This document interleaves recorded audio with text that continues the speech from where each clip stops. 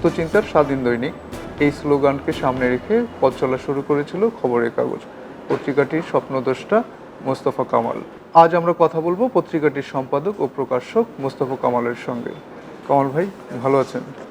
হ্যাঁ, ভালো আছে। খবরের কাগজ তো আপনার প্রতিষ্ঠার 2 বছর পূর্ণ করে 3য় বর্ষে পদার্পণ করতে যাচ্ছে। তো শুরুতেই আমি জানতে চাবো আপনার অনুভূতি কি, যে 3 বছরে আপনার প্রতিষ্ঠিত একটি কিংবা আপনার স্বপ্নের একটি প্রতিষ্ঠান 3য় বর্ষে পদার্পণ করছে, অনুভূতিটা যদি বলেন।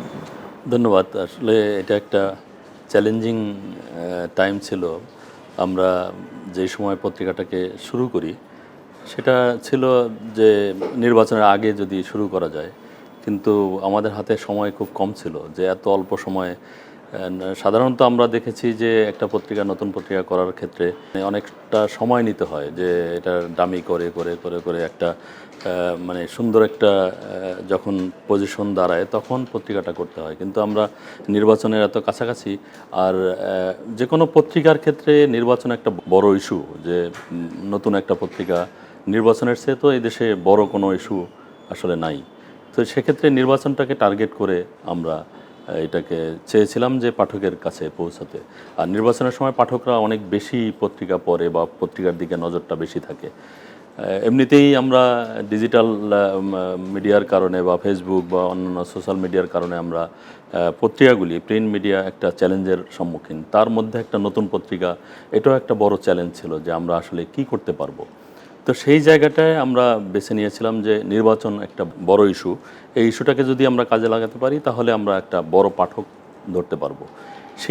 সেইটাকে ইয়া করেই কিন্তু আমাদের হাউস থেকে বা বাইরেরও যারা মানে আমাদের ছিল ওয়েলুর স্যার, তারা বলছিল যে এত অল্প সময়ে প্রিপারেশন নিয়ে তো তোমার পক্ষে করা সম্ভব হবে না, মানে এটা ঠিক হবে না।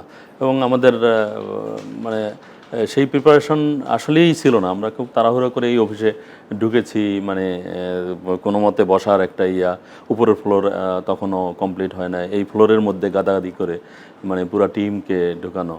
তো সব কিছু মিলিয়ে একটা মানে একটা ছিল, মানে একটা ওই গোছানো ছিল না সেই সময়। এটা করা কতটা মানে ওয়াইজ হবে সেই রকম পরামর্শ আসছিল।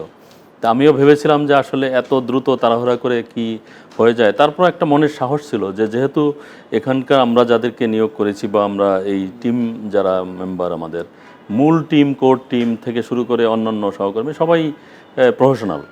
তো আমার কাছে মনে হয়েছে যে ওই রকম বড় কোনো সমস্যা হবে না, যেহেতু এর আগে আমাদের দুটি পত্রিকায় মানে শুরু থেকে আমার অন্তত থাকার সুযোগ হয়েছিল, একটা প্রথম আলো আর একটা কালের কণ্ঠ। প্রথম আলো তো শুরুরও 2 মাস আগে আমি জয়েন করেছিলাম।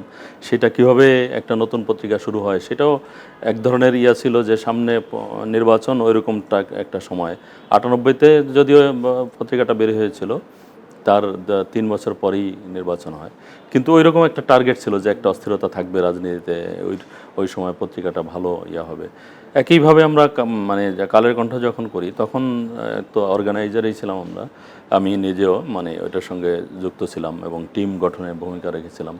ফলে আমি দেখেছি যে নতুন একটা পত্রিকাকে সামনে আনা, এরকম একটা নির্বাচন বা একটা বড় ইস্যু দরকার। সেই ইস্যুটাকে আমরা ধরার জন্য খুব তাড়াহুড়োই করেছিলাম। তো এই যে মনে সাহস ছিল যে যেহেতু টিম মেম্বাররা মোটামুটি ট্রেন্ড, মানে তারা বিভিন্ন পত্রিকায় বিভিন্ন গণমাধ্যমে কাজ করে আসছে, তো তাদেরকে নিয়ে আমরা যেহেতু করেছি, তারা অন্তত বুঝবে যে আমরা একটা দ্রুত যেহেতু করছি, কিন্তু আবার এটাকে পাঠকের কাছে একটা ভালো লাগার বিষয় থাকতে হবে। সেই জন্যই আমরা এই নির্বাচনটাকেই বেছে নিয়েছিলাম, অনেকের অনেক আপত্তি থাকা সত্ত্বেও। এবং এটা বলতে পারেন যে আমার একক সিদ্ধান্তেই আমি তখন অনড় ছিলাম। তারপরে অন্যরা সবাই মনে করেছে যে না, নিশ্চয়ই কোনো আর্জেন্সি আছে, আর না হয় কেন। এবং তখন যদি পত্রিকাটা না বের হয় তাহলে এইটার ভবিষ্যৎ কী হতো সেটা আমি জানি না আর কি, মানে এরকম একটা পরিস্থিতি ছিল।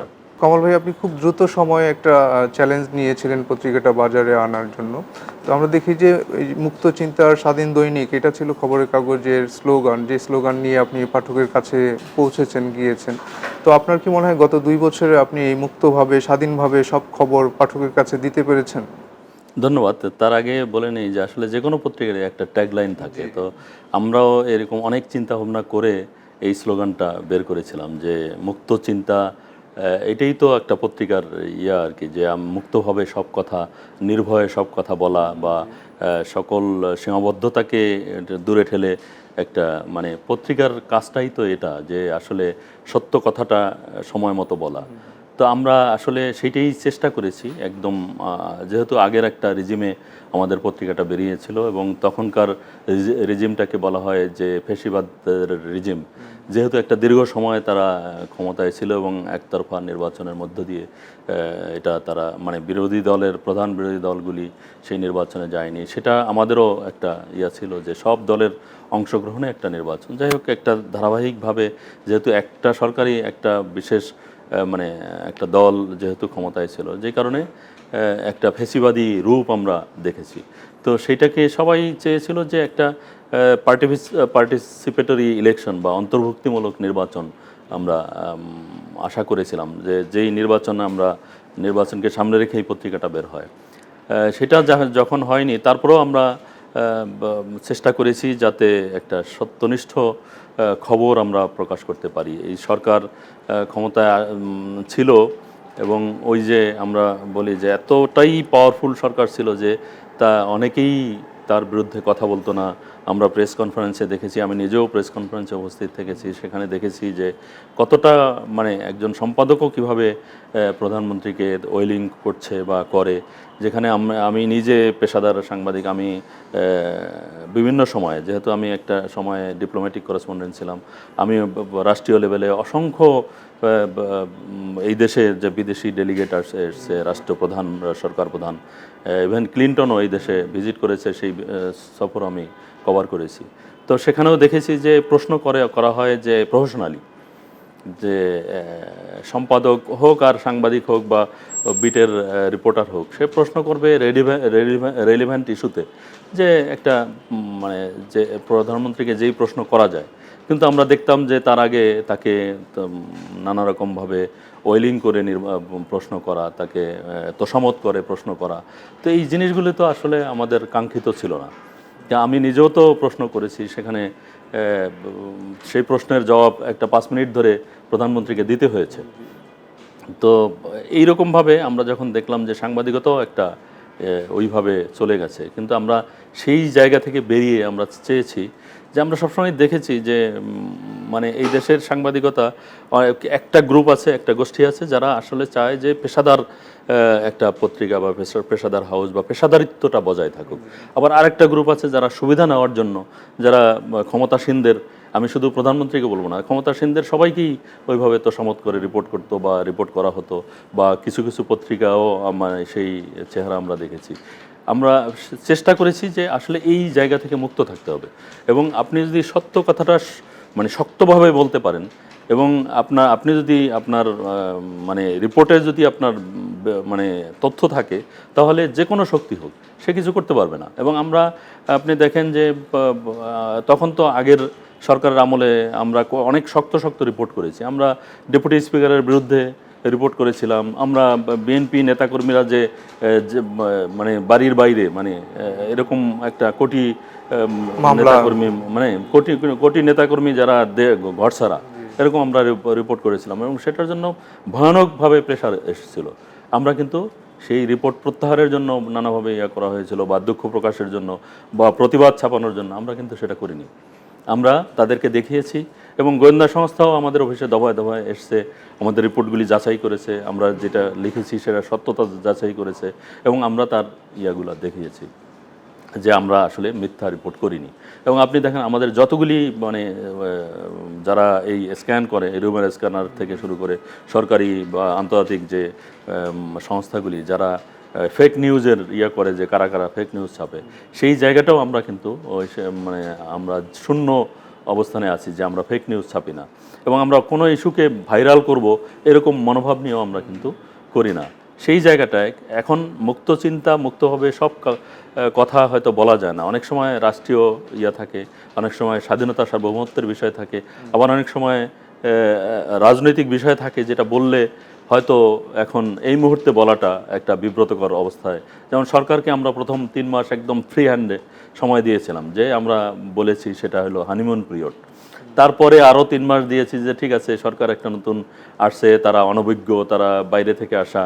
একটা রাজনৈতিক সরকারকে আপনি 3 মাস সময় দিতে পারেন, কিন্তু একটা যারা অনভিজ্ঞ, যারা সরকার পরিচালনার কোনো ভূমিকা নাই বা রাজনীতিতে তারা ছিল না, সেই তাদেরকেও আমরা ঠিক আছে আরও 6 মাস, আরও 3 মাস আমরা দিই, 6 মাস এইভাবেই আমরা দিয়েছি একটা সরকারকে। তারপরে একটা রাজনৈতিক দল, একটা গণ অভ্যুত্থান বা আমরা ছাত্র জনতার অভ্যুত্থানের মধ্যে দিয়ে একটা রাজনৈতিক দল তৈরি হয়েছে, সেই দলকেও আমরা কিন্তু সময় দিচ্ছি, দিয়ে মানে যে যে ঠিক আছে ছাত্ররা বা নতুন প্রজন্ম আসছে ইয়াতে, সেটা কতটা ভুল কতটা শুদ্ধ সেটা জনগণ বিচার করবে।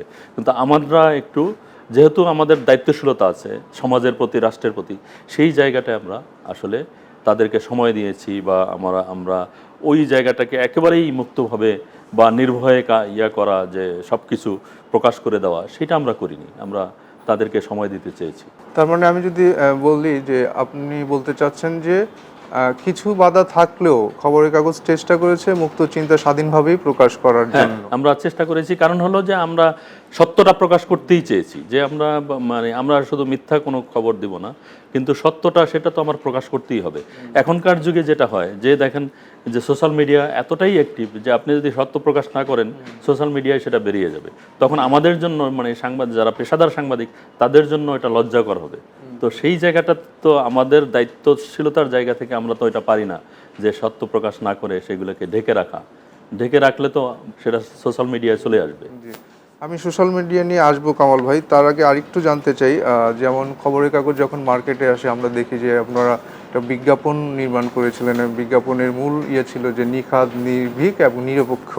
এই 3টা বিষয় নিয়ে খবরের কাগজের প্রচারণাটা ছিল এবং পাঠকও ধরে নিয়েছে যে এই পত্রিকাটির মধ্যে আমরা নিখাদ, নির্ভীক এবং নিরপেক্ষ সংবাদ পাবো। সেই জায়গা থেকে যদি আমি বলি, আপনি কি এটার প্রাপ্তি অপ্রাপ্তি কিভাবে মূল্যায়ন করবেন?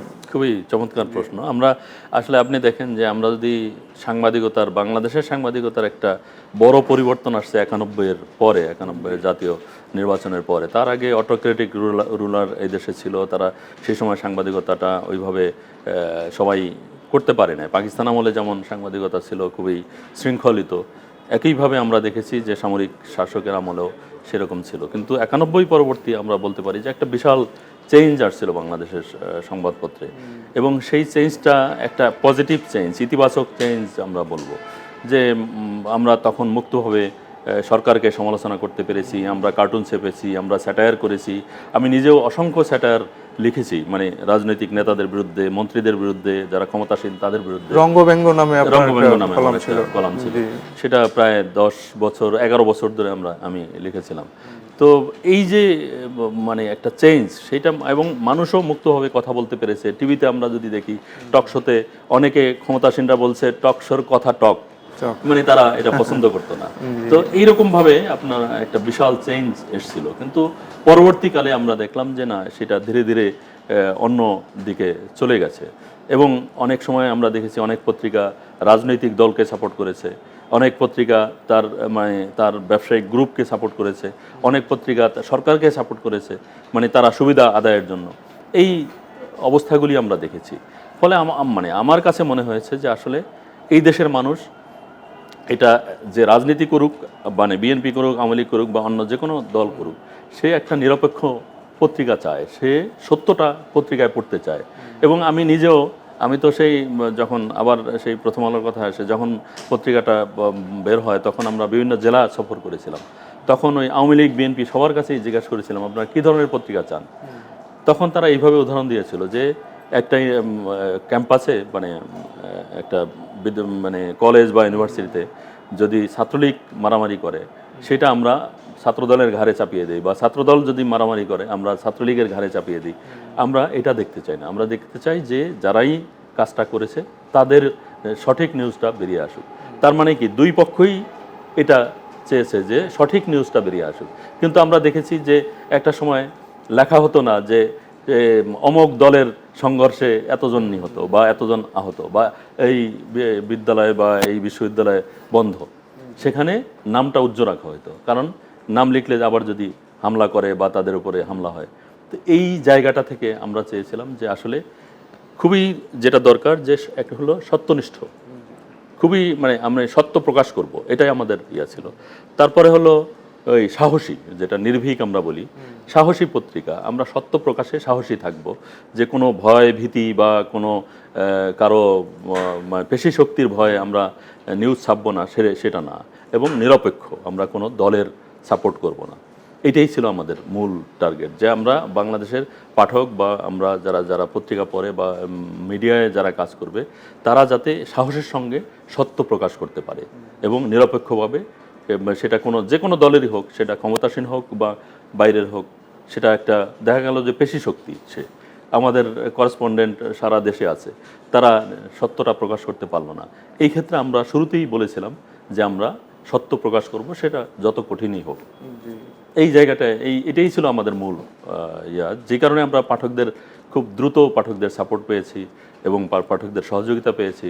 এবং আপনি দেখেন যে শুরুতেই আমরা একটা বড় সার্কুলেশন পেয়েছিলাম। কামাল ভাই, আমি জানতে চাই যে খবরের কাগজ তো আপনার ব্রেন চাইল্ড, আপনার একটা স্বপ্ন, ড্রিম নিয়ে আপনি কাজ করেছেন এবং আপনার দীর্ঘ বছরের সাংবাদিকতা কেরিয়ারের অভিজ্ঞতা নিয়ে এই প্রজেক্টটা আপনি শুরু করেছেন।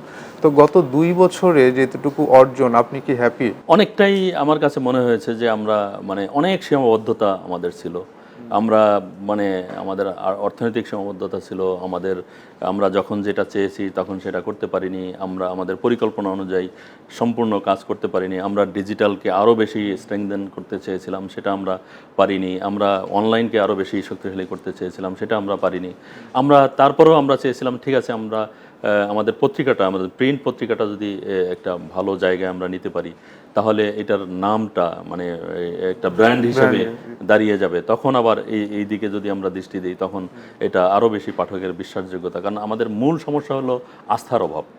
গণমাধ্যমের উপরও মানুষের আস্থা নাই, যেহেতু গণমাধ্যম সত্য প্রকাশ করেনি বা দলীয় সংবাদ প্রকাশ করেছে, অথবা সরকারের লেজুর ভিত্তি করেছে, অথবা সরকারের ভয়ে অনেক কিছু করতে পারে না বা সাহস করে বলতে পারেনি। কিন্তু সেই জায়গাটা আমরা চেয়েছিলাম যে আসলে একটা ব্র্যান্ড হিসাবে পত্রিকা, যে এটা একটা নিরপেক্ষ পত্রিকা, এটার কোনো দলের সাপোর্ট করে না, একটা ওই রকম ব্র্যান্ড না হইলে একটা পত্রিকার ওই আস্থার জায়গাটা সবসময় দুর্বল থাকবে। সেই জায়গাটায় মানুষ আসলে যদি ওইরকম ভরসা না পায়, তাহলে কিন্তু মনে করবে যে না, এইটাই হয়তো সত্য লেখে নেয়, আরেকটা পত্রিকা দেখি। তো সেই জায়গাটা আমরা নামটাকে, খবরের কাগজ নামটাকে আমরা একটা ওই ব্র্যান্ডে নিয়ে যেতে চেয়েছি। তারপরে আমরা চেয়েছি যে ঠিক আছে, তারপরে আমরা এই দুইটা জায়গাকে দিব। কিন্তু আমাদের মূল থ্রাস্ট হলো ডিজিটাল এবং অনলাইন। কারণ হলো যে এখন মানুষের হাতের মুঠোয় মোবাইল, হাতের মুঠোয় আমাদের দেশে 8 কোটি হলো স্মার্টফোন ব্যবহার করে, তার চেয়ে বেশি ফোন ব্যবহার করে, কিন্তু স্মার্টফোন ব্যবহার করে 8 কোটি মানুষ। তাদের কাছে পৌঁছতে হলে আসলে আমরা এই দিকটায় আধুনিক প্রযুক্তির সঙ্গে আমাদের যুক্ত হতে হবে। কিন্তু আমরা যেই জায়গায় এসেছি, অনেক সীমাবদ্ধতার মধ্যেও আমি বলবো যে আমরা একটা ভালো অবস্থান তৈরি করতে পেরেছি এবং পাঠকরা আমাদের উপরে আস্থা রাখে এবং তারা মনে করে যে আমরা যেটা প্রকাশ করি সেটা সত্য প্রকাশ করি এবং আমরা কোনো মিথ্যা জিনিসকে ভাইরাল করার জন্য বা আমরা উইথড্র করি সেই নিউজ, এরকম কোনো নজির আমাদের নাই। কমল ভাই, আপনি নিজে একজন দীর্ঘদিন ডিপ্লোম্যাটিক করেসপন্ডেন্ট হিসেবে কাজ করেন, বিশ্বের বিভিন্ন দেশে আপনি ঘোরার অভিজ্ঞতা আছে, আন্তর্জাতিক সংবাদ মাধ্যমের সাথেও আপনার যোগাযোগ সম্পর্ক আছে। সেই ক্ষেত্রে আমি বলবো, বিশ্বে এখন যেখানে খবরের কাগজ কিংবা পত্রিকা, আমরা প্রিন্ট পত্রিকা যেটাকে বলি, যে এখন এটাকে ভাটার সময় বলা হচ্ছে কিংবা পড়তি সময়, তো এই সময়ে এসে আপনি একটা প্রিন্ট পত্রিকা করার মতো চ্যালেঞ্জ কেন নিলেন আর কি? ধন্যবাদ, খুবই ভালো প্রশ্ন। আপনি দেখেন যে ইউরোপ আমেরিকাতে এখনও প্রিন্ট পত্রিকার চাহিদা অনেক বেশি। আবার আমি পাশের দেশ ভারতেও আমরা যদি আমাদের কলকাতার পত্রিকা আনন্দবাজার, এখনও যেই পরিমাণ সার্কুলেশন, সেটা চিন্তার বাইরে। তো এইটা আসলে প্রিন্ট পত্রিকার চাহিদা এই কারণে এখনও বেশি যে মানুষ ছাপার অক্ষর দেখতে পছন্দ করে এবং এটাকে মনে করে যে একটা পবিত্র জিনিস। আমরা ধর্মীয় গ্রন্থ যেরকম আমরা পবিত্র মনে করি, একটা প্রিন্ট যে কোনো ম্যাটেরিয়াল এটাকে পবিত্র মনে করে, সত্য মনে করে এবং অফিস আদালতে বা এটাকে একটা ডকুমেন্ট হিসাবে করে, যেটা অনলাইন বা মাল্টিমিডিয়াতে সেটা সম্ভব হয় না। আবার মাল্টিমিডিয়াতে আপনি দ্রুত সারা বিশ্বে ছড়িয়ে যেতে পারেন, এটা একটা বিশাল ক্ষেত্র। তো আমরা যেমন বাংলা পত্রিকা, আমাদের বাংলা ভাষাভাষী এর বাইরে যায় না। আমাদের পত্রিকাটা কিন্তু আপনি জানেন কি না যে বাংলা ভাষাভাষী যে পশ্চিমবঙ্গ, ত্রিপুরা, আসাম এইসব অঞ্চলে আমাদের পত্রিকাটা নিয়মিত রিডার হয়ে গেছে। কি কারণে? আমাদের অনলাইনটা ওই সব এলাকায় ছড়িয়ে গেছে। এবং তারা আমাদের এখানে কবিতা গল্প পাঠায় এবং মানে শত শত প্রতিদিন আমাদের এখানে আসে, আমরা ইমেলে আমরা টের পাই। ফলে এটার কোনো ব্যারিয়ার নাই, মানে অনলাইন কিন্তু ছাপা পত্রিকার গুরুত্বটা এখনও আছে এই কারণে যে এইটা মানে মানুষ একটা হলো মানুষের অভ্যাস ওই যে সকালবেলা তার ঘরে একটা পত্রিকা দেখতে চায়, যদিও নতুন প্রজন্ম এটা থেকে একটু দূরে, কিন্তু এখনও এই রিডার আছে যারা মনে করে যে এই পত্রিকাটা সকালবেলা না দেখতে পারলে তাদের ভালো লাগে না। আরেকটা হলো এইটার ওই ওই যে একটা ডকুমেন্টারি, মানে ডকুমেন্টস হিসাবে এটার গুরুত্ব অনেক বেশি, যে কারণে আমরা যতই দেখি যে আপনার টেলিভিশন কি ইরেজ মিডিয়া বলা হয়, আপনি যে কোনো মুহূর্তে সেটা ইরেজ করা যায়, আবার অনলাইন ডিজিটালও তাই, আপনি চাইলেই সেটা ইরেজ করতে পারেন, কিন্তু ছাপা পত্রিকা আপনি তো ইরেজ করতে পারবেন না এবং এটা কারো না কারো কাছে থেকে যাবে। এবং আমি একটা উদাহরণ দিই, আমি একবার মানে আমেরিকান স্টেট ডিপার্টমেন্টের আমন্ত্রণে ওই দেশে গিয়েছিলাম আইভি প্রোগ্রামে। সেখানে আমাকে আমাদের দেশের একটা বিশেষ রাজনৈতিক দলের লিফলেট দেখিয়েছিল, যেটা আমরা অস্বীকার করতাম যে ওই দলটা, ওই নামে কোনো দল নাই। তো আমাকে মানে লাইব্রেরি অফ কংগ্রেসের লাইব্রেরিয়ান আমাদেরকে আমরা একটা ডেলিগেট ছিলাম, আমাদেরকে দেখালো যে দেখো এই দলের লিফলেটটা দেখো। তা আমরা একটু অবাক হলাম যে এই দলের লিফলেট বেরোয়েছে, আমরাও মানে দলটার নাম আমরা শুনেছি, কিন্তু এরকম একটা লিফলেট তাদের হাতে পৌঁছে যাবে এটা আমাদের ধারণার বাইরে ছিল। তারা সেটাও সংরক্ষণে রাখে। তো একটা জাতি মেধা ও মননে যদি বড় না হয়, সেই জাতি কিন্তু মানে অর্থনৈতিকভাবে বড় হতে পারে না, বা সেই জাতির মানে ওই ওই লেভেলে যেতে পারে না। আপনার মেধা মননে বড় হতে হবে, সেই জায়গাটায় আসলে পত্রিকার একটা বড় ভূমিকা রাখে, সচেতন করে তোলা মানুষকে, বা এই যে একটা প্রিন্ট পত্রিকার যে তাৎপর্য সেটা মানে আমার মনে হয় যে আরও, কারণ এই ডিজিটাল এটা তো ইউরোপ আমেরিকাতে অনেক বছর আগে এসছে, আমাদের দেশের অনেক আগে, তো তারা এখনও তো অনেক বেশি প্রভাব বিস্তার করছে। তো এটা থাকবে, পাশাপাশি এটাকে এগিয়ে নিতে হবে, এটাই হলো এখনকার চ্যালেঞ্জ। কমল ভাই, আপনি বলছিলেন সোশ্যাল মিডিয়ার কথা, তো এবং আপনার চ্যালেঞ্জের কথা আমরা শুনলাম, কেন আপনি একটি দৈনিক পত্রিকা, ছাপা অক্ষরের গুরুত্ব আপনি বললেন যে ছাপা অক্ষরের একটা গুরুত্ব আছে। তো আপনি একটু আমাকে বলবেন কি, যেখানে প্রতিদিন মানুষ সেলফোনে সব পড়ে ফেলছে, পরের দিন কেন আপনার পত্রিকাটা টাকা দিয়ে মানুষ কিনবে? আসলে এই ইয়াটা তো আমাদেরও ছিল, এবং আমরা পত্রিকাটা বের করার আগে এই নিয়ে অনেক গবেষণা করেছি, মানে আমরা নিজেরাও বোঝার চেষ্টা করেছি, অনেক এক্সপার্ট ওপিনিয়ন নিয়েছি যে আসলে এই পত্রিকার গুরুত্ব কেন। আমাদের দেশে আপনি ধরেন যে সবচেয়ে জনপ্রিয় পত্রিকা আমরা যদি বলি, তো সেই পত্রিকার যদি পত্রিকাটা না থাকতো, তাই অনলাইন যদি থাকতো, তাহলে আমরা সেই লেভেলের গুরুত্ব পেতাম কিনা। তো আবার এই রকম একটা পত্রিকা পরের দিন, আপনি যেটা বললেন যে পরের দিন, আগের দিনেই তো সে পড়ে ফেলছে, তাই পরের দিনের পত্রিকাটা আমরা কেন রাখবে পাঠক 10 টাকা দিয়ে কিনে। তো এই পত্রিকাটা রাখবে এই কারণে যে পরের দিনের পত্রিকাটা একটা নতুন পত্রিকা করতে হবে। দিনের ঘটনায় অনেক কিছুই আমরা টিভিতে দেখি বা অনলাইনে আমরা দেখি, কিন্তু সেটা ঘটনাটা দেখি, কিন্তু পেছনের ঘটনা আমরা জানি না। আমাদের ওই ফলো আপ রিপোর্টটা আমাদের করতে হবে। আমরা অনেক স্পেশাল রিপোর্ট করি, আমরা অনেক অনুসন্ধানী রিপোর্ট করি, যেটা আসলে অনলাইনে আমরা পাই না। পরের দিনের পত্রিকাটা আসলে পরের দিনের মতো করেই করতে হবে। সে যদি নতুন কিছু না পায় তাহলে তো সে পড়বে না। যে আমি আগের দিন দেখে ফেলছি, রাত 12টা পর্যন্ত মানুষ সমস্ত পত্রিকারও আলোচনা পর্যালোচনা দেখে ফেলে, তাহলে পরের দিন সে পত্রিকাটা পড়বে কেন? সে তখন ওই আলোচনাটাও দেখে, যে হেডলাইনগুলো শুধু পড়ে, কিন্তু পত্রিকাটা আসলে ওই রিপোর্টটা কি, তখন আগ্রহ তৈরি হয় যে আসলে আমরা তো হেডলাইন দেখলাম, কারণ প্রত্যেকটা রিপোর্ট ধরে ধরে তো আর আলোচনা হয় না, বিশেষ 2-3টা রিপোর্ট ধরে টিভিতে আমরা আলোচনা দেখি, কিন্তু তখন পাঠকের আগ্রহ তৈরি হয় যে তাহলে এই রিপোর্টটা আসলে কি। কিন্তু দিনের ঘটনা দিয়ে পত্রিকা এক সময় দিনের ঘটনা দিয়ে হতো, কারণ তখন ডিজিটাল ছিল না, অনলাইন ছিল না, বা টিভিরও একটা নির্দিষ্ট সময়ে খবর ছিল, তখন 24 ঘন্টার টিভি বাংলাদেশে ছিল না। এখন তো 24 ঘন্টাই তারা সংবাদ প্রচার করে, তাহলে তার পত্রিকা পড়ার কি আছে? সেই জায়গাটায় আসলে মুন্সিয়ানাটা, মানে সাংবাদিকতার মূল কাজটা আসলে ওইটা, যারা পরের দিনের পত্রিকাটা ওইভাবে তৈরি করতে পারবে, যারা পারবে না তারা আসলে আস্তে আস্তে পাঠকের কাছ থেকে হারিয়ে যাবে। এবং আমরা তো দেখি যে পত্রিকার মার্কেট খুবই মানে নেতিবাচক, মানে ডিক্রিজিং, এটা কমছে। তো সেই জায়গাটায় আমরা পত্রিকা পাঠক বা ধরে রাখা, এটার ইয়াটা কি, এটার একটাই মানে মূল যেটা থাকবে সেটা হলো যে আমরা পরের দিনের পত্রিকাটা একটা বিশেষ পত্রিকা এবং প্রতিদিন একটা নতুন পত্রিকা বের করতে হবে, তাহলেই সে মনে করবে যে না আমার পরের দিনের পড়ার মানে জিনিস আছে, ম্যাটেরিয়াল আছে।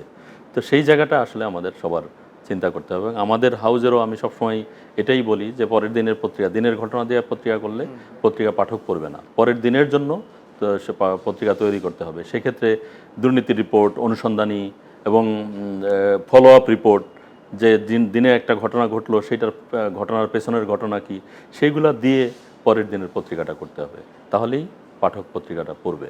কমল ভাই, আপনি সংবাদপত্রেরই মানুষ এবং আপনি দীর্ঘ বছর অভিজ্ঞতায় দেখেছেন পত্রিকা তো আসলে সংবাদ নিয়ে কাজ করে, এটা একটা পার্ট, কিন্তু পত্রিকার আরেকটা পার্ট তো আছে, এর বিজ্ঞাপন বিপণন ব্যবস্থাও একটা মূল অংশ। তো আমি আপনার কাছে জানতে চাই, ধরেন একটা পত্রিকা ছাপা থেকে শুরু করে প্রিন্ট যাওয়া এবং ডিস্ট্রিবিউশন পর্যন্ত যে টাকা খরচ হয় তারও অনেক কম দামে লসে পত্রিকাটা বিক্রি করা হয়।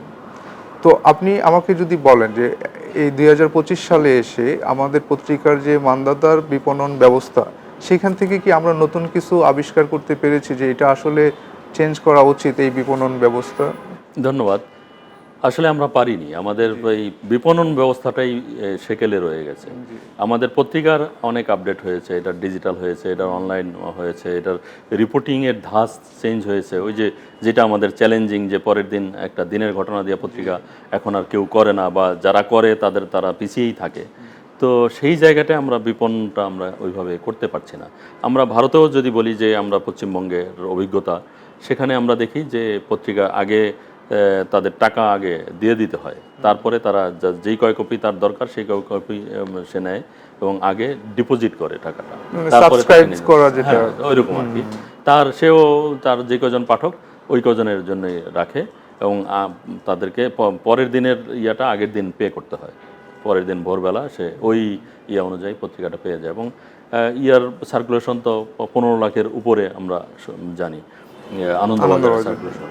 তো তারা তো এটাকে ওইভাবে সারা ভারতে ছড়িয়ে দিচ্ছে, সারা ভারতে না, বাংলা ভাষাভাষী যারা আছে পাঠক আছে যে সেই জায়গায় ছড়িয়ে দিচ্ছে, পাশাপাশি তাদের অনলাইন ডিজিটাল আছে। তো আমাদের এখানে এটা কেন করতে পারিনি? এখানে এক ধরনের ওই যে সব জায়গায় যেটা আছে গ্রুপিং, একাধিক কমিটি, ঢাকায় ডিস্ট্রিবিউশনের একাধিক কমিটি, ঢাকার বাইরে এটা নাই, কিন্তু অনেক সময় তারা মানে কালেকশনের ক্ষেত্রে দেখা যায় যে নানা রকম মানে ঠিকভাবে না দেওয়া, এখন কিছুটা চেষ্টা করছে তারা এটা শৃঙ্খলা আনার, কিন্তু এখানে এই দলাদলি, এই গ্রুপিং, এইসব কারণে এইটা ওই লেভেলের একটা আধুনিকায়ন খুবই জরুরি আমাদের ডিস্ট্রিবিউশন চ্যানেলে। সেই জায়গাটা আসলে এই দলাদলির কারণে সেই আপডেটটা হয়নি। কিন্তু এটা হলে আসলে পাঠকদের একদম, কারণ একজন গ্রামের পাঠক সেও তো পত্রিকাটা পড়ার একটা আকাঙ্ক্ষা থাকে। আমরা একটা সময় এখন থেকে 40 বছর আগে বা 35 বছর আগে আমরা গ্রামে এই পত্রিকাগুলি যেত, একদম উপজেলা লেভেল যেত। এখন দেখা যায় যে সব জায়গায় পত্রিকাটা ছড়ানো যায় না, তাহলে তো একটা পত্রিকার সার্কুলেশন অনেক হতে পারে। 14 কোটি মানুষ, বা এটা এখন 16 কোটি আমরা ধরি, কিন্তু এটা পাঠক সংখ্যা তো 8 কোটি, অর্ধেকও হতে পারে, বা 1 কোটি পাঠকও যদি হয় তাহলে সবগুলো পত্রিকা মিলে তো 1 কোটি পাঠক হবে না আমাদের দেশে। তাহলে এইটা তো মিনিমাম হওয়া উচিত। সেই জায়গাটায় আমাদের অনেক ঘাটতি আছে, ডিস্ট্রিবিউশন চ্যানেলে ঘাটতি আমরা এই জায়গাটায় ডেডিকেশনের অভাব আছে, পেশাদারিত্বের অভাব আছে। সেই জায়গাগুলি আরও উন্নত হওয়া দরকার। এটা আমাদের দিক থেকে তো আসলে যারা বিপণন করে তাদেরই উচিত এই জায়গাটাকে আরও মানে আধুনিকায়ন করা। তারা অনেকেই বলে যে আসলে তারা এই পেশায় থাকে না বা চলে যায়, সেটা আমরা তাদেরকে রাখতে পারি না, সেটা আমাদের ব্যর্থতা, সেটা তাদের ব্যর্থতা না। মানে ওই জায়গাগুলি আসলে ঠিক করতে হবে। তার মানে আপনি বলতে চাচ্ছেন যে এই জায়গাটায় কাজ করার সুযোগ আছে এবং কাজ করতে পারলে সংবাদ মাধ্যমে উপকৃত হবে এবং চেইনটাও তৈরি হবে এবং পাঠকও উপকৃত হবে। সে তো চায় যে আমি গ্রামে বসে এই জাতীয় পত্রিকা পড়তে চাই, সে তো লোকাল জাতীয় ঘটনা। এখনকার যে মানে যুগ এসছে, এখন হলো মানুষ জাতীয় আন্তর্জাতিক পুরো পৃথিবীটাকে একটা গ্লোবাল ভিলেজ হিসাবে দেখে। সে সারা বিশ্বের খবর পড়তে চায়। আপনি গ্রামের একটা ছেলে, সে ইউনিভার্সিটিতে ভর্তি হচ্ছে, তারপরে কিন্তু তার অ্যাম্বিশন যে বড় সে হতে বড় থাকে। কিছু হবে, সে বিদেশে যাবে, সে বিশ্বের বিভিন্ন প্রান্তে ছড়িয়ে পড়বে, বিভিন্ন বিশ্ববিদ্যালয়ে যাবে। আপনি দেখেন এই দেশের মানে ম্যাক্সিমাম যারা বিদেশে আমেরিকা, ইউরোপ, আমেরিকায় যায়, গ্রাম থেকে উঠে আসা তারাই সেখানে যাচ্ছে।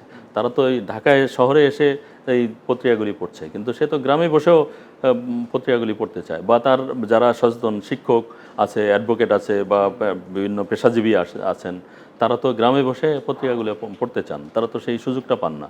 আর মোবাইলে সব কিছু এখন হয়েছে কি, যে অনেক কিছু সোশ্যাল মিডিয়ায় অনেক ভুলভাল জিনিস, যার যা খুশি সেগুলো দিয়ে দিচ্ছে।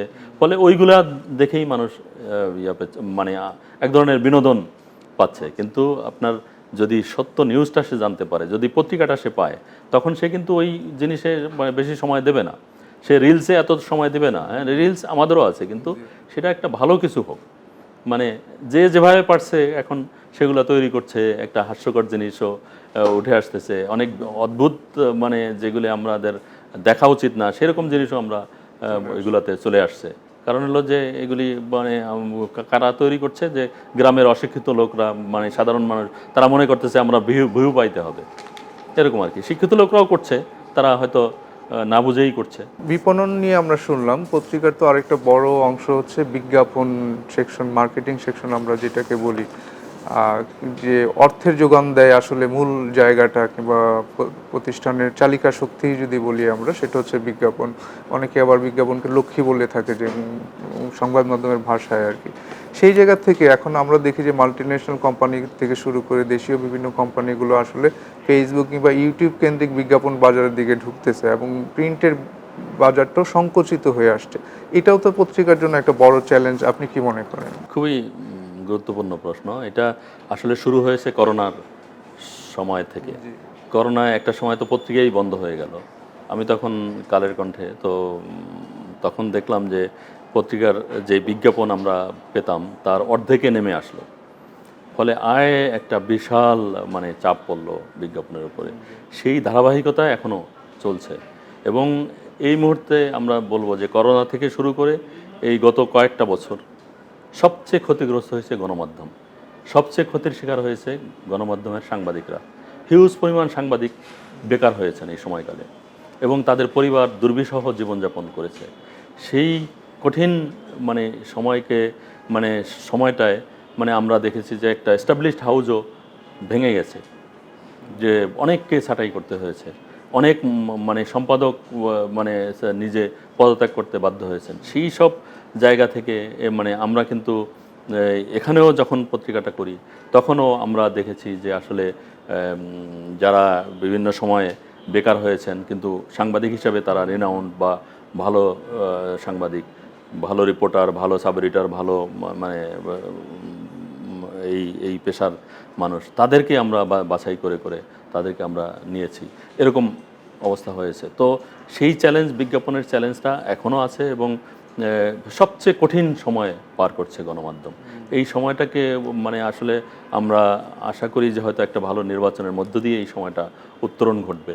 এবং আপনি যেটা বললেন যে আসলে ডিজিটাল মিডিয়া বা ফেসবুক, ইউটিউব বা অন্যান্য চ্যানেলে বিজ্ঞাপন ছড়িয়েছে, এখন যে আমি যদি একটা প্রতিষ্ঠান করি যে সেটার বিপণন দরকার, তাহলে আমি চেষ্টা করব যে সর্বোচ্চ যেই জায়গায় আমি এটার মানে প্রচারটাই তো তার কাছে মেইন, সর্বোচ্চ ফিডব্যাক যেখানে পাওয়া যায়। এখন প্রিন্ট বা অনলাইন, আমাদের পত্রিকারও অনলাইন আছে, ডিজিটাল আছে, এখানেও কিন্তু একটা অংশ আসতে পারে। কারণ হলো যে পত্রিকায় যে মানে অনেক সময় হয় কি, বিজ্ঞাপন তো একটা নিউজের মতো, যে এইটা একটা ফেসবুকে দেখছে এটা আসলেই ঠিক কিনা। যে আপনি দেখেন আমাদের এখানে নিউজ ছাপা হয়েছে যে বিদেশে যাওয়ার নামে ফেসবুকে যে প্রতারণা, যে ইউরোপ আমেরিকা নিয়ে যাবে এরকম। তো সেটা যদি পত্রিকায় সে বাছাই করে যে কোম্পানি ঠিক আছে কিনা বা তাদের ইয়াটা সঠিক কিনা সেগুলো যাচাই করে। অনেক সময় আমরা নকল পণ্য দেখি, তো সেই জিনিসগুলো, নকল পণ্যের বিজ্ঞাপন কিন্তু একটা গণমাধ্যম ছাপবে না, সে কিন্তু সঠিক কোম্পানির নিউজটাই বিজ্ঞাপনটাই ছাপবে। সেই জায়গাটায় আমার মনে হয় যে গণমাধ্যম একটা চ্যালেঞ্জের মুখে, এটা অবশ্যই হ্যাঁ, সোশ্যাল মিডিয়ায় তো বিজ্ঞাপন যাবে, এটাও স্বাভাবিক। পাশাপাশি এই গণমাধ্যমকে ওইভাবে ইয়া করা যে তার ডিজিটাল মিডিয়া বা অনলাইন যদি ওরকম শক্তিশালী হয়, একটা বড় প্ল্যাটফর্ম হয়, তাহলে কিন্তু সে এখানেই বিজ্ঞাপনটা দিবে, কারণ সে চায় প্রচার, সে চায় প্রসার। সেই জায়গাটা যদি আপনার প্ল্যাটফর্মটা বড় করা যায়, কারণ আপনার তো সুযোগ আছে এই মাধ্যমটাকে বড় করার, তাহলে সে দেখবে যে আমার পণ্য আমি প্রচার করব, তাহলে এই ডিজিটাল মিডিয়া তো অনেক সারা দেশব্যাপী, সারা বিশ্বব্যাপী এর ফ্যান ফলোয়ার, কারণ আপনার তো লিমিট নাই, সারা বিশ্বে ফ্যান ফলোয়ার আছে। মানে সেই জায়গাটায় আসলে তখন মার্কেটিংয়ের লোকরাও ওই জিনিসটাই তাদেরকে বলতে হবে যে আমার তো সারা বিশ্বে আমার ফ্যান ফলোয়ার, তা আমার প্রতিষ্ঠানে কেন বিজ্ঞাপন দেবেন না। মানে তাদেরকেও ওইভাবে তৈরি হওয়া, মানে এখন ট্রেন্ড লোক পাওয়া খুব কঠিন মার্কেটিংয়ের, বিশেষ করে ডিজিটাল মার্কেটিংয়ের। মানে সবাই তো চেষ্টা করছে, সেই জায়গাটায় আসলে একটা একটা কঠিন সময়। এই কঠিন সময়কে উত্তরণ করতে পারা, এটাই তো চ্যালেঞ্জ, মানে সংবাদপত্রের চ্যালেঞ্জ এবং চ্যালেঞ্জ উত্তরণ করা, এটাই তো মানে প্রত্যেকের কেরিয়ার, যে হ্যাঁ সে চ্যালেঞ্জ উত্তরণ করতে পারলো। বা আমাদের পত্রিকাটাও নতুন, এবং আমরা 2 বছর, এই 2 বছরে আমাদের ফ্যান ফলোয়ার ওই রকম না থাকলেও একটা বিশ্বাসযোগ্য প্রতিষ্ঠান, তো সেই জায়গাটা একটা পণ্যের প্রচার তো আসলে একটা বিশ্বাসযোগ্য প্রচারই হবে এবং বিশ্বাসযোগ্য মানুষগুলোর কাছেই যাবে। সেই জায়গাটায় আমাদের ভাবতে হবে যে যারা আমাদের মার্কেটিংয়ের আছে তাদেরকেও ওইভাবেই মানে বলতে হবে যে আমরা একটা ট্রাস্টেড মিডিয়া, আমাদের ইয়াতে প্রচার করলে একই সঙ্গে প্রিন্ট, অনলাইন, ডিজিটাল সব মাধ্যমে যাবে এবং সারা ওয়ার্ল্ডে ছড়িয়ে পড়বে। আমরা বিজ্ঞাপন বিপণন নিয়ে কথা শুনলাম আপনার, চমৎকার। আমি একটু জানতে চাই, ধরেন যখন আপনার খবরের কাগজ বাজারে আসলো, নির্বাচন আপনি ফেস করলেন, যে নির্বাচনের একটা বড় ইভেন্ট গেল আর কি, তো এরপরেই আমরা দেখি যে কিছুদিন পরেই দেশে, যেটাকে আমরা বৈষম্য বিরোধী ছাত্র আন্দোলন বলি কিংবা 24 আন্দোলন বলি কিংবা 24-এর গণ অভ্যুত্থান বলছি আমরা, এটা একটা বড় চ্যালেঞ্জের জায়গা ছিল গণমাধ্যমের জন্য। সেই জায়গাটা খবরের কাগজ কিভাবে লিড করেছে কিংবা কিভাবে নেতৃত্ব দিয়েছেন আপনি, সেই চ্যালেঞ্জগুলো যদি বলেন একটু। ধন্যবাদ। ওই যে আপনার প্রশ্নটা খুবই গুরুত্বপূর্ণ এবং সময়োপযোগী। আসলেই একটা ওই যে একটা রিজিম চেঞ্জ, এরকম একটা আন্দোলন হবে, এটা অনেকেই আসলে বুঝতে পারেনি যে এই একটা ছাত্রদের এই ছোট্ট আন্দোলন, যেটা শাহবাগে অল্প কিছু পরিসরে একটা কোটার বিরুদ্ধে যে আন্দোলন, সেটা এত বড় আকার ধারণ করবে। আমরা কিন্তু শুরুতেই এটার আমরা বুঝতে পারতেছিলাম যে জিনিসটা একটু অন্যভাবে চিন্তা করা, মানে সরকারেরও অন্যভাবে চিন্তা করা। আমরা এই নিউজগুলো গুরুত্বের সঙ্গে দিয়েছিলাম যে আসলে 50-52 বছর পরে মুক্তিযোদ্ধা কোটা 30% কেন থাকবে, এরকম একটা এই প্রশ্ন থাকতেই পারে। তো সেটা কিন্তু আগে 2018 সালে কিন্তু এটা একটা সেটেলড ইস্যু, কিন্তু আদালতে এটাকে আটকে দেওয়া হয়েছিল। এবং আসলে আদালত কি, মানে আমরা আদালতের, আমাদের দেশে হয়তো অনেকে মনে করেন যে আদালতের একটা সিদ্ধান্তের বিরুদ্ধে কথা বলা যায় না, সেই কিন্তু বিশ্বের অন্যান্য দেশে কিন্তু যে কোনো, এটা ওই যে মুক্ত চিন্তার স্বাধীন দৈনিক আমরা বলি, সেটা কিন্তু আমরা যদি না মানে সমালোচনা করতে পারি, আমরা যদি না কথা বলতে পারি যে এই সিদ্ধান্তটা মানে আবার পুনর্বিবেচনা করা দরকার, এটা তো মিডিয়া তো বলতেই পারে। আপনি সংবাদপত্রকে বলা হয় চতুর্থ স্তম্ভ, মানে একটা গণতন্ত্রের যদি আপনি চিন্তা করেন, গণতান্ত্রিক দেশ, আমরা সংবাদপত্রকে চতুর্থ স্তম্ভ বলি, কিন্তু সংবাদপত্র যদি কিছুই না লিখতে পারে, যদি একটা রায়ের সমালোচনা না করতে পারে, সে বা রায় নিয়ে কথা না বলতে পারে, তাহলে তো এটা মানে বেজলেস একটা কথা। তাই সেই জায়গাটায় আমরা চেষ্টা করেছি যে ওই যে যেটা সত্য প্রকাশ আমরা করব, মানে একটা বড় ইভেন্ট আমরা, আপনি দেখেছেন যে এরপরেও আমরা সেই আন্দোলনকে আমরা কিভাবে কভার করেছি, এবং আমরা বুঝতে পেরেছিলাম যে আন্দোলনটা অন্যদিকে চলে যাচ্ছে এবং সরকার একের পর এক ভুল করতে যাচ্ছিল। আমরা সেইগুলো কিন্তু পত্রিকায় প্রকাশ করেছিলাম যে এই ভুলগুলো মানে একের পর এক হচ্ছে, যে তারা লেংদি করতেছিল সিদ্ধান্তটাকে, আবার কোর্টের নিয়ে যাওয়া হচ্ছিল বারবার, আবার মানে এখানে একটা ক্ষমতাসীন দলের ছাত্র সংগঠনকে ব্যবহার করা হচ্ছিল। পুরো জিনিসগুলাই কিন্তু তারা ভুল সিদ্ধান্তের কারণে এই আন্দোলনটাকে ক্রমশ বড় হয়েছে। এবং যেহেতু ছাত্র আন্দোলন, সেখানে আমরা দেখেছি যে এখানে অভিভাবকরা যুক্ত হয়েছে, সমস্ত ছাত্ররা যুক্ত হয়েছে, এবং আমরা মানে প্রতি মুহূর্তে টের পাচ্ছিলাম যে আন্দোলনটা অন্যদিকে চলে যাচ্ছে। আমাদের সঙ্গে বিভিন্ন গোয়েন্দা সংস্থাগুলি আমাদের সঙ্গে মিটিং করেছে, আমরা কিন্তু তাদেরকেও জানিয়েছি যে আন্দোলনটা কিন্তু স্বাভাবিক আন্দোলন না, তারাও কিন্তু তাদের মাধ্যমে আমাদের কথাগুলি তারা সরকারের কাছেও পৌঁছেছিল, কিন্তু তারা এটাকে গুরুত্ব দেয়নি। বিদেশি সংস্থাগুলিও সরকারের কাছে জানিয়েছিল যে এটা কিন্তু স্বাভাবিক আন্দোলন না, এটাকে দ্রুত সেটেল করা ভালো। কিন্তু এটার পিছনে এবং আমাদের পত্রিকায় আমরাই, আমাদের কলামিস্ট, আমাদের যদি আবুল কাশেম ফজলুল হকের লেখা কেউ ধারাবাহিকভাবে আন্দোলনের আগে কেউ পড়ে থাকে, তাহলে দেখবে যে সেখানে এই আন্দোলনটা নিয়ে স্পষ্টভাবে বলেছেন যে এখানে আমেরিকা যুক্ত হয়ে গেছে, এখানে একটা বড় শক্তির সংযুক্তি আছে এই আন্দোলনের পেছনে। তারপরেও এগুলো কিন্তু আমরা প্রকাশ করেছি, কিন্তু তারপরেও তারা এটাকে ওই এক ধরনের গেম খেলেছে এই আন্দোলন নিয়ে, এবং সেইগুলো আমরা ব্যাপকভাবে প্রকাশ করেছি। এখন পত্রিকার কাজই এটা। এবং আপনি যদি দেখেন যে আগের সরকার আমলও মানে অনেক শক্তিশালী সরকার, অনেক বেশি ছিল, তাদের বিরুদ্ধে কোনো কিছু লেখা যাইতো না বলা হতো, কিন্তু আমরা কোনো কিছু বাদ দেইনি। আমরা তাদের সরকারের অন্যায়, অনিয়ম, দুর্নীতি এগুলো আমরা কিন্তু তুলে ধরেছি।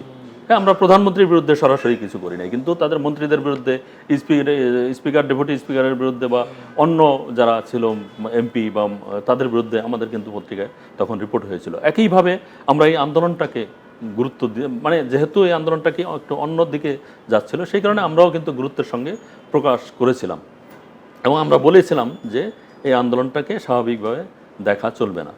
এবং সেটা দাবিটা তারা মানলো, কিন্তু তারা এমনভাবে করলো, ততদিনে অনেক মানুষ, মানে ছাত্ররা শহীদ হলো এবং পুলিশের গুলিতে অনেকে হতাহত হলো।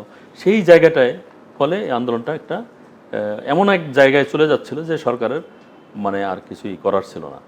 ফলে এই আন্দোলনটাকে আমরা কিন্তু আমাদের পত্রিকায় আমরা ওইভাবেই, আমরা ভিতরে লেখালেখিতে বলেন বা মানে আমাদের পোস্ট এডিটোরিয়াল যারা লিখেছেন তারাও কিন্তু এই জায়গাগুলিতে ওইভাবে ওপেন কথাবার্তা বলেছে যে, এবং তখনও যদি সরকার যদি খেয়াল করতো যে না এইগুলাকে আমাদের অ্যাড্রেস করা দরকার বা এগুলা নজরে আনা দরকার, তাহলে কিন্তু সরকারের এই পরিণতি হয় না। কিন্তু সরকার আসলে নিজের ফাঁদেই নিজে পা দিয়েছে এবং আন্দোলনটা একটা পরিণতিতে গেছে। তো কামাল ভাই, আপনি শুরু থেকে বিভিন্ন প্রশ্নের রেফারেন্সেই বলতেছিলেন সোশ্যাল মিডিয়া একটা প্রসঙ্গক্রমেই আসতেছিল। তো সোশ্যাল মিডিয়া তো এখন গণমাধ্যমের জন্য একটা বড় চ্যালেঞ্জ। তো আপনার কি মনে হয় সোশ্যাল মিডিয়ার সাথে লড়াই করে সংবাদ মাধ্যম বা প্রিন্ট পত্রিকা আসলে কিভাবে টিকে থাকতে পারে? ধন্যবাদ। আমি একটু কিছুটা অতীতে যাই। সেটা হলো, আমি কালের কণ্ঠ ছাড়ার পরে আমাকে আমার বন্ধু-বান্ধবরা বলেছিল যে আপনি পত্রিকার সম্পাদক হয়েছেন, এরপরে তো আর কিছু হওয়ার নাই, আপনি সর্বোচ্চটা হয়েছেন, আপনার বা তোমার এখন লেখালেখিতেই মনোনিবেশ করা দরকার, পত্রিকার দরকার নেই। আর এখন করোনার সময় তো পত্রিকা একদম শেষ, আর এগুলা করারই দরকার নাই, মানে আর কোনো মার্কেটও পাবে না। তো ওই যে আমার কিছু বেকার সাংবাদিক তারা বলেছে যে আপনি একটা কিছু করলে আসলে হবে, কারণ তখন ওই সময়টায় মানে ঘরে ঘরে অনলাইন হয়ে গিয়েছিল এবং ফেক নিউজের সরাসরি, মানে ব্যাঙের ছাতার মতো অনলাইন, মানে যেখানে পারছে একটা ডোমেন নিয়েই সে অনলাইন চালু করে দিয়েছে। ওইটার কোনো মান নাই, কোনো নিউজ নাই, যে যা পারছে মানে যেখান থেকে যা সমস্ত নিউজ, মানুষ এক ধরনের পাগল হয়ে যাওয়ার মতো অবস্থা। সেই মুহূর্তে আমার কাছে মনে হয়েছিল যে আসলে সবার অনুরোধ, তো ছোট আকারে যদি কিছু করা যায়, মানে কিছু সাংবাদিকত্ব হলো, কর্মসংস্থান হলো, ওই রকম চিন্তা থেকে আমার বন্ধুবান্ধব একটু সাপোর্ট দিল, আমরা ঢাকা প্রকাশ করলাম। এবং সেখানে আমাদের স্লোগান ছিল সততাই শক্তি, সুসাংবাদিকতায় মুক্তি। তো এই যে স্লোগান, ওইটা মানুষ বিশ্বাস করেছিল এবং আমরাও চেষ্টা করেছিলাম যে অনলাইনে কোনো রকম ফেক নিউজ আমরা দেব না, 100% শিওর না হয়ে কোনো নিউজ দেব না, এবং আমরা কোনো নিউজ প্রত্যাহার করব না। এটা ছিল আমাদের যদি আমি কোনো নিউজ প্রত্যাহার না করি, তার মানে আমার মানে সবাই সজাগ থাকবে যাতে আমি ভুল কোনো নিউজ না দিই। তো সেই আমাদের ছিল যে ওই সময়কালে মানে দ্রুত এটা মার্কেট পেয়েছিল, কারণ ওইটার ওই স্লোগান এবং ওই নিউজ পোর্টালের সঙ্গে একটা মিল ছিল, যে মানে সে স্লোগানের জন্য স্লোগান না, সেটার বাস্তবায়ন আমরা করেছিলাম, যেটা 1 বছরের মধ্যে এটা একটা বড় জায়গা করেছিল। এবং আপনি তখন যদি খেয়াল করে থাকেন যে ঢাকা প্রকাশ সবাই একটা অন্যভাবে ট্রিট করতো। তো একইভাবে আসলে এই যে সেটার ধারাবাহিকতাই খবরের কাগজের সৃষ্টি, এবং খবরের কাগজও এটাই আমাদের ছিল যে আমরা সততা, নিষ্ঠা এবং আমাদের পেশাদারিত্ব, এই এবং সাহসের সঙ্গে আমরা এই গুলি করব। আসলে মানুষ কি চায়, যেটা আমি আগেও বলেছি যে যে সত্য প্রকাশ, সাংবাদিকরাই সত্য প্রকাশ করবে, সাংবাদিকরাই সাহসের সঙ্গে কথা বলবে এবং সাংবাদিকরা নিরপেক্ষ থাকবে, তার কোনো দল থাকবে না। আপনি হয়তো মনে মনে একটা দলকে ভালোবাসতে পারেন বা একটা দলকে আপনি নিশ্চয়ই ভোট দেন, কিন্তু আপনার পেশায় সেটার কোনো প্রভাব থাকবে না। কেউ যদি বলে যে আমি বাংলাদেশে কেউ নিরপেক্ষ না, এটা ঠিক না। হ্যাঁ, আমি একটা দলকে ভোট দিই, কিন্তু আমার পেশায় আমি পবিত্র থাকছি কিনা, আমার পেশায়কে আমি কলুষিত করছি কিনা, অথবা আমি পেশার সাথে কোনো রকম কোনো বেইমানি করছি কিনা, সেইটা দেখতে হবে। তো আমার ইয়াটা ছিল যে আমরা পেশার সাথে কোনো রকম কোনো মানে পেশাকে কলুষিত হয় এরকম কিছু করব না, এবং আমরা এই সত্য প্রকাশ করব, সাহসের সঙ্গে করব। সেই জায়গাটায় পাঠকরা দেখেছে যে না, সে সত্য প্রকাশ করে, সাহসের সঙ্গে করে এবং নিরপেক্ষতা আছে। আমরা যেই কারণে এই জায়গা স্পেসটা মানুষ আমাদেরকে দিয়েছে এবং তারা আস্থা রাখে যে না, খবরের কাগজ আস্থার পত্রিকা। আমি আর একটু জানতে চাই, যেমন এখন তো আপনি ফ্যাক্ট চেকিং এর কথা বললেন, যে মিস ইনফরমেশন, ডিসইনফরমেশন যেগুলোকে বলে, খবরের কাগজের তো একটা অনলাইন প্ল্যাটফর্ম আছে, ডিজিটাল প্ল্যাটফর্মও আছে।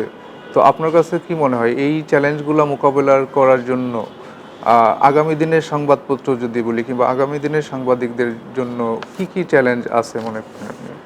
অবশ্যই এটা একটা বড় যে আমার সারা ওয়ার্ল্ডের মানে খবর মানুষ তো আপনারা দেখবেন যে মানে সে অনলাইনে পেয়ে যাচ্ছে। সে যেহেতু তার হাতে একটা স্মার্টফোন, যার হাতে স্মার্টফোন সারা দুনিয়া তার হাতে। এখন মূল চ্যালেঞ্জটাই হলো ওই যে আমরা যেটা বলি যে এখন আমরা যেই স্যাক্রিফাইসটা সরকারকে করছি, এটা আসলে করা যাবে না। মানে আপনার সত্য প্রকাশ আপনি ঢেকে রাখতে পারবেন না কোনো কিছু, মানে যেটা সত্য সেটা প্রকাশ করতে হবে। আমরা হয়তো ফেভার করি বা ওই যে হানিমুন পিরিয়ড দিই, এটাও আসলে আর দেওয়ার কোনো সুযোগ নাই। যে হানিমুন পিরিয়ড আমরা নতুন সরকার আসছে তাকে হানিমুন পিরিয়ড দিলাম, বা তার 100 দিন তাকে করলাম, স্যাক্রিফাইস করলাম যে সে ভুলভ্রান্তি তার এটা হবে। কিন্তু ভুল তো ভুলই, মিথ্যা তো মিথ্যাই, দুর্নীতি তো দুর্নীতি। সে যদি প্রথমে এসেই একটা দুর্নীতি করে, তা আপনি কি চোখ বন্ধ করে থাকবেন? সেই জায়গাটায় এখনকার চ্যালেঞ্জ যে এইগুলি সত্য। মানে এখনও আমরা মনে করি একটা বড় রাজনৈতিক দল, আমরা একটু ভয়ে থাকি যে তারা কোনো মব সৃষ্টি করে কিনা, বা আমরাও চিন্তা করি যে এটা করলে তো এক ধরনের মব তৈরি হবে। এই যে মবের রাজনীতি, ওইগুলো আমরা কিন্তু প্রকাশ করেছি, যে যেখানেই যেই ঘটনা ঘটছে আমরা প্রকাশ করেছি, যেই কারণে সরকারও এটা নিয়েই কাজ করতেছিল। তো এইরকম আর কি, যে সরকারকে মানে সঠিক পথে রাখার দায়িত্ব কিন্তু সংবাদপত্রের। আমি প্রথমে তার ভুলটা ধরলাম না, পরে সে আরেকটা ভুল করবে। আমি যদি প্রথমের ভুলটাই আমি যদি তাকে ধরিয়ে দিই, তাহলে কিন্তু পরের ভুলটা সে করবে না। প্রথমেই যদি তার দুর্নীতিটা আমি প্রকাশ করি, তাহলে পরে আর সে দুর্নীতি করবে না। আজকে আমরা যে দুর্নীতির কথা বলি, যে গত 15 বছরে হাজার হাজার কোটি টাকা দুর্নীতি হয়েছে, বিদেশে পাচার হয়েছে, এটার মূল হলো কি, আমরা দায়ী। আমি বলবো সংবাদপত্র দায়ী, মিডিয়া দায়ী। সে যদি শুরু থেকে এইগুলা প্রকাশ করতে পারতো, মানে ওই সাংবাদিকতার জায়গায় যাইতে হবে, অনুসন্ধানী আরও বেশি অনুসন্ধান করতে হবে। যে আমি একটা মন্ত্রী, একটা এমপি, সে আগে কি তার অবস্থা ছিল, তার 2 বছর পরে তার কি অবস্থা, বা 1 বছর পরে তার কি অবস্থা। আমরা এইবারও এদেরও দেখলাম যে তারা বলেছিল যে তারা সবার সম্পদের হিসাব দিবে, আমরা সেটা দেখিনি, বাস্তবে দেখিনি। তাহলে কি তার ঠিক আছে, তারা সরকারের থেকে যাবে, তাই শুরু থেকে তাদের অবস্থান কি ছিল, সামাজিক অবস্থান, অর্থনৈতিক অবস্থান, এই ক্ষমতা ছাড়ার পরে তাদের অবস্থান কি হবে, সেটাও যদি আমরা প্রকাশ করতে পারি, সেটা সত্যনিষ্ঠ হইতে হবে। যে হ্যাঁ, অমুক উপদেষ্টা এই ছিল, তার এই 1 বছর বা 1.5 বছর দায়িত্ব পালনের পরে তার অবস্থা এই হয়েছে, এগুলো প্রকাশ করতে হবে। বা আবার নতুন যারাই ক্ষমতায় আসবে, তারা যদি প্রথমেই সম্পদের হিসাব দেয়, যে তার এমপি এবং মন্ত্রী যারা আছে তাদের এই সম্পদ আছে, 2 বছর পরে তার সম্পদের বাড়লো কিনা। কারণ তাকে তো মানে এনবিআর-এর মুখোমুখি যাইতে হবে, বা তার আয়কর রিটার্ন দিতে হবে, সে কত পার্সেন্ট তার বাড়লো, এটা কিন্তু তার প্রতি বছরেই কিন্তু আয়কর রিটার্ন দিতে হয়। সেখানে কিন্তু সম্পদের বাড়া কমা এটা দেখে।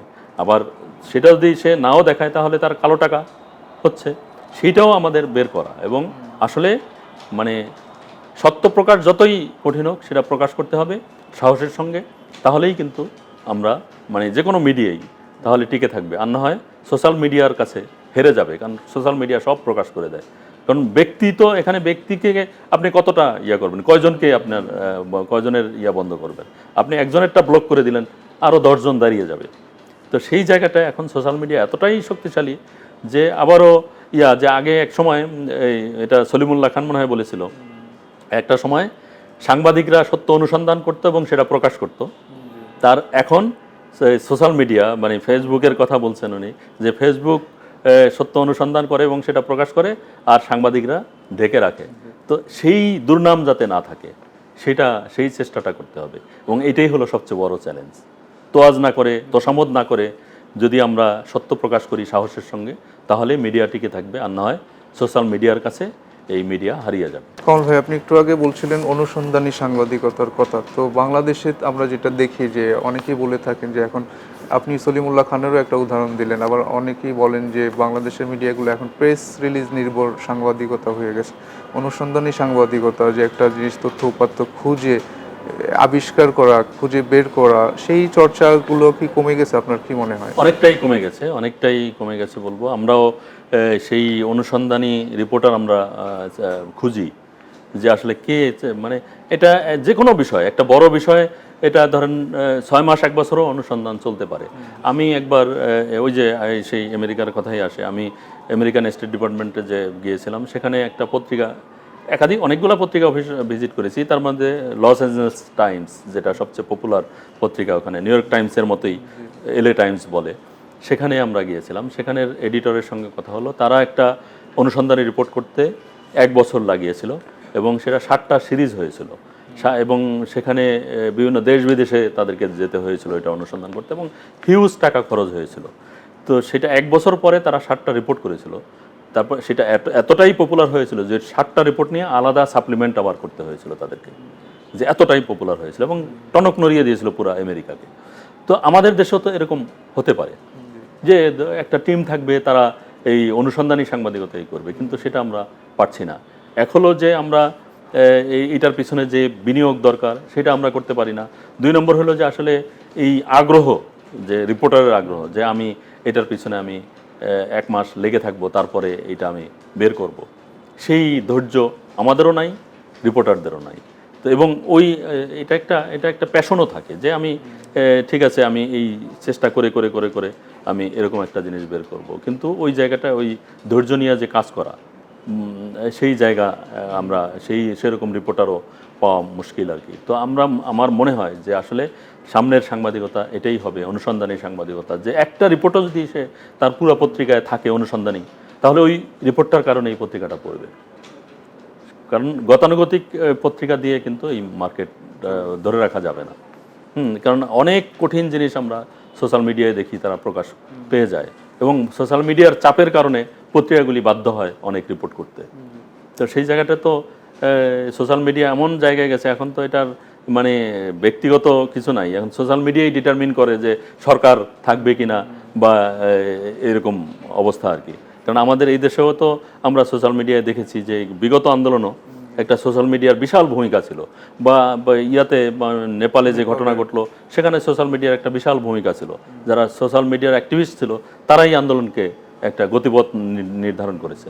আমাদের এখানেও সেটাই আমরা দেখেছি যে সোশ্যাল মিডিয়ায় আন্দোলনের গতিপথ নির্ধারণ করছে। কারণ এই সোশ্যাল মিডিয়া, কারণ শুরুর দিকে কিন্তু ওরা সোশ্যাল মিডিয়ার দিয়েই এই আন্দোলনকে চাঙ্গা করেছিল, এবং সারা দেশে তারা যেই ইয়াগুলো করেছে, মানে যেই প্রচার প্রপাগান্ডা করেছে, যেই কর্মসূচি দিয়েছে, সেটা সারা দেশে ছড়িয়ে গেছে, এবং সেগুলা তখন পিক করতে বাধ্য হয়েছে পত্রিকাগুলি।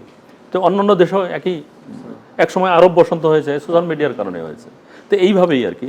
তো সোশ্যাল মিডিয়া এত শক্তিশালী যে প্রিন্ট মিডিয়া বা গণমাধ্যম, শুধুমাত্র প্রিন্ট মিডিয়া বলবো না আমি, এটা ডিজিটাল এবং অনলাইন সব মিলিয়ে বলবো, সেখানে যদি সত্য প্রকাশ না করতে পারে, সেখানে যদি লেজুর বৃত্তি করে, সেখানে যদি সরকারের তোষামোদি করে, তাহলে কিন্তু এই মিডিয়া টিকবে না। সেখানে সত্য প্রকাশ করতে হবে, এবং ওই কোনো সময় দেওয়া যাবে না যে আমি এই সরকার নতুন আসছে, তাকে আমি 3 মাসের সময় দিলাম, 1 মাসের সময় দিলাম, সেটা না। শুরুর থেকেই তাকে অ্যাক্টিভ থাকতে হবে, সজাগ থাকতে হবে, এবং ওই যে বলে অতন্ত্র প্রহরী সংবাদপত্র, সেই প্রহরীর ভূমিকা নিতে হবে। নিশ্চয়ই সংবাদপত্র প্রহরীর ভূমিকা নেবে, এটা আশা করি আমরা। আমি আরেকটা বিষয় জানতে চাই যে এই সরকার ক্ষমতায় আসার পরে বেশ কিছু সংস্কার কমিশন হয়েছে, তার মধ্যে তথ্য সংস্কার কমিশনও গঠিত হয়েছে। তো আপনার কি মনে হয় এই কমিশন দিয়ে সাংবাদিকদের জীবন মান কিংবা সাংবাদিকদের কোনো উন্নয়ন হবে, আসলে সম্ভাবনা আছে? আমি তো কোনো ইয়া দেখি না, মানে ইয়াটা কোনো পদক্ষেপ দেখি না, কারণ তারা একটা ভালো রিপোর্টই দিয়েছে অনেক কিছু, যে একটা মেইনলি কি একটা মানে গণমাধ্যমের এখন পর্যন্ত যেমন টিভি এবং অনলাইন এইগুলোর কোনো ওয়েজ বোর্ডই নাই। তার পত্রিকার ওয়েজ বোর্ড আছে নাম কাওয়াজতে, সব সব মিডিয়ায় ওয়েজ বোর্ডও ফলো করে না। আবার এইটার জন্য যে সরকারি সাপোর্ট দরকার সেই সাপোর্টও নাই। ইভেন পশ্চিমবঙ্গ আমরা দেখি যে তার রাজ্য সরকার তারাও কিন্তু সেখানে নিউজ প্রিন্টে সহযোগিতা দেয়, ওই বিজ্ঞাপনে সহযোগিতা দেয়। আমাদের এখানে গুটি কয়েক এখানেও বিজ্ঞাপনে যারা মানে মনে করে যে এটা আমার পক্ষের পত্রিকা, সরকার যদি মনে করে তাদেরকে বেশি করে বিজ্ঞাপন দেয়, আর যদি মনে করে যে না আমার পক্ষের না তাদেরকে কোনো বিজ্ঞাপন দেয় না। নিউজ প্রিন্টের কোনো সুবিধা নাই, মানে সারা ওয়ার্ল্ডেই আছে যে পত্রিকাকে এই সুবিধাগুলো দেওয়া হয়। সেখানে আমাদের নিউজ প্রিন্ট মানে আমাদের দেশেও উৎপাদন হয়, যারা বাইরে থেকে আনবে তারা জিরো ট্যারিফ যদি থাকে তখন সে অল্প মূল্যে পায়, তাহলে দেশের মার্কেটও কিন্তু কম থাকে, তাইলে উৎপাদন খরচ কমে যায়। সেই জায়গাটা আমাদের সরকারের কোনো সাপোর্ট নাই এখানে। এই আমরা আশা করেছিলাম যে এই অন্তর্বর্তী সরকার এই জায়গাটা নিয়ে কাজ করবে, কারণ গণমাধ্যম ঠিক না হলে এই দেশে এই গণতন্ত্রও কিন্তু ঠিক হবে না। এই গণতন্ত্রেরও আমরা ফেসিবাদী রূপ হিসাবে আমরা দেখব। আমরা তো একটা নির্বাচিত সরকারই পেয়েছিলাম, তার শেষ পর্যন্ত আমরা কি দেখলাম যে তারা নির্বাচনকে করার জন্য একটা মানে মোটিভেট করার জন্য, বা নির্বাচনকে অন্য রাজনৈতিক দলকে বাদ দিয়ে নির্বাচন করার জন্য যে যে পদগুলি বেছে নেওয়া দরকার সেগুলো নিয়েছে, এবং ক্ষমতা আঁকড়ে রাখার জন্য যে প্রাণান্ত চেষ্টা এবং যত ধরনের অন্যায় অনিয়ম করা যায় সেইগুলো তারা করেছে, এবং মিডিয়ার কণ্ঠরোধ করার জন্য যত প্রচেষ্টা আছে সেগুলোই করেছে। এখন গণতন্ত্র আমরা চাই, মিডিয়াকে শক্তিশালী চাই না, তাইলে হবে না। কারণ অবশ্যই একটা শক্তিশালী মিডিয়া দরকার এবং সেখানে সরকারের সাপোর্ট দরকার। আমরা মুখে বলি যে হ্যাঁ এখানে ওই ওয়েজ বোর্ড দরকার, এখন সাংবাদিকদের উন্নয়ন না হলে, সাংবাদিকদের পরিবারের উন্নয়ন না হলে সে তো ভালো কাজটা দিতে পারবে না। এখন সেই শৃঙ্খলাটা তো আসতে হবে। এখন যেই বিনিয়োগ করবে তাকে ভাবতে হয় যে তার এত বছর তাকে লস দিয়ে চালাতে হবে। সেখানে সরকার যদি একটু সাপোর্ট দেয় তাহলে কিন্তু ওই লসের পরিমাণটা কমে আসে, এবং একটা জায়গায় এটা যদি ভায়াবল করা যায়, এটা যদি লাভও না হয় যে ঠিক আছে সমান সমান, তাহলেও কিন্তু এটা ভালোভাবে চলতে পারে, সাংবাদিকদের তার ভালো মন্দ দেখতে পারে। কিন্তু সেই জায়গাটায় আমরা দেখি যে কোনো সরকারের দিক থেকে যেটা আমরা এখন যেটা সুযোগ ছিল সেই সুযোগটাও আমরা হারিয়েছি। আমরা ভবিষ্যৎ সরকারের কাছে হয়তো তারা যদি গণতন্ত্র চায় তাহলে তারা একটা শক্তিশালী মিডিয়া চাইবে, এবং এই শক্তিশালী মিডিয়ার জন্য তাদের যে সাপোর্ট দরকার সেটা তারা করবে, এবং বিজ্ঞাপনের ক্ষেত্রে যে মনোপলি সেটা তারা করবে না, বা অন্যান্য নিউজ প্রিন্ট আমদানির ক্ষেত্রে যে মনোপলি সেটা তারা করবে না। এবং এটা দিয়ে যারা বিজনেস করে, যে সাংবাদিকদের কোনো দেয় না, নাম কাওয়াজতে একটা পত্রিকা হয়তো 1000 পত্রিকা ছাপে, সে সুযোগ নেয় 2 লাখের বা 5 লাখের, সেই জায়গাগুলোকে শৃঙ্খলায় আনতে হবে। এবং যারা পেশাদার হাউস, যেই হাউসগুলি সেগুলোকে সাপোর্ট দেওয়া এবং সেগুলোকে টিকিয়ে রাখা, সেই জায়গাটা না হলে আমাদের এই দুর্গতি থাকবেই। সুন্দর কামাল ভাই, অনেক কথা শুনলাম, তো আমরা শেষ করার আগে জাস্ট একটা প্রশ্ন আপনার কাছে জানতে চাই যে আপনার অভিজ্ঞতা থেকে যদি বলেন, আপনার সাংবাদিকতার কেরিয়ার সেই সংবাদ দিয়ে শুরু হয়েছিল, তারপর প্রথম আলো, কালের কণ্ঠ, তারপরে আপনি ঢাকা প্রকাশ, তারপরে খবরের কাগজ, এখন আপনি প্রকাশক ও সম্পাদক। সেই অভিজ্ঞতা থেকে যদি বলেন বাংলাদেশের সাংবাদিকতার ভবিষ্যৎ আসলে কি? আমি আসলে কোনো ভালো কোনো দেখি না আমার 36 বছরের সাংবাদিকতার ইয়াতে। আমি 91 সালের পর থেকে যদি বলি, মেইনলি আমার পেশাদার হিসাবে আমি এই জগতে আগের সময়কালে, আগের ওই যে বলে না যায় দিন ভালো, তা আসলে আমার কাছে মনে হয় যে আগে আরও বেটার ছিল। আগে প্রত্যেকটা হাউজেই, অন্তত মেইন হাউসগুলি, তারা ওয়েজ বোর্ড দিত, সাংবাদিকদের সুযোগ সুবিধা এগুলো করতো, এবং পেশাদার একটা মনোভাব ছিল। সেই জায়গাটা থেকে অনেকটা আমরা পিছিয়ে গেছি অনেক, এবং একটা মনে হয়েছে আমি একটা পত্রিকা খুললাম, আমার একটা প্রোটেকশন দরকার, আমি একটা পত্রিকা খুললাম, কিন্তু আমি চিন্তা করিনি যে যারা এখানে হবে তাদেরকে কতটা আমি সুযোগ সুবিধা দিতে পারবো, বা এটা একটা পেশাদার হাউস হিসেবে আমি গড়ে তুলতে পারবো কিনা। সেই জায়গাটা এখন আমরা সেই জায়গাটা থেকে মুক্ত থেকেও আমরা তো টিকে থাকার লড়াই করছি, যে আমরা একটা পেশাদার হাউস করলাম কিন্তু আমরা টিকে থাকতে পারছি না, সেখানে আমরা বরং সহযোগিতার পরিবর্তে অসহযোগিতা পাচ্ছি।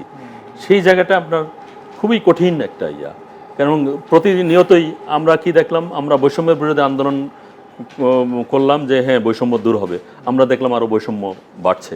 আমরা দেখলাম যে সারা দেশে একটা মব সন্ত্রাস ছড়িয়ে পড়েছে। আমরা দেখলাম যে এই দেশের যে ইতিহাস ঐতিহ্য সেইগুলিকে ভুলুণ্ঠিত করে দেওয়া হলো। এই দেশ তৈরি হয়েছে পীর আউলিয়াদের এই দেশ, সেই দেশটা আমরা কি দেখলাম যে তাদের মাজারগুলিকে ধ্বংস করে দেওয়া হয়েছে, এই দেশের ইতিহাস ঐতিহ্যগুলিকে ধ্বংস করে দেওয়া হয়েছে। আমরা একটা সময় আমি ছোটবেলায় দেখেছি আমাদের গ্রামে একটা অজপাড়া গ্রাম, মানে বরিশালের একটা আন্ধারমানিক গ্রাম, সেখানে আমরা যাত্রা গান, পুঁথি, পালা গান, তারপরে নাটক, জারি সারি নানা কিছু, মানে তখন এই জিনিসগুলো দেখেছি। দিনে দিনে সেই জিনিসগুলি হারিয়ে গেছে, সেইগুলি আমরা এখন আর দেখি না, আমরা দেখি অন্য কিছু। তো এই জায়গাগুলিকে আসলে মানে দিন দিন আমাদের সমাজ থেকে হারিয়ে যাচ্ছে। আমাদের সহমর্মিতার জায়গা নাই শিক্ষকদের প্রতি। আমি আমার শিক্ষককে পাশ হয়ে সালাম করতাম, আমার বাবা মাকে যেরকম সালাম করতাম শিক্ষককে সেই সালামটা করতাম, কিন্তু এখন সেই জিনিসগুলি নাই। আমরা দেখি যে বিভিন্ন ইউনিভার্সিটি বা কলেজের অধ্যক্ষকে জোরপূর্বক তাকে পদত্যাগ করানো হয়, শিক্ষককে অপমান করা হয়।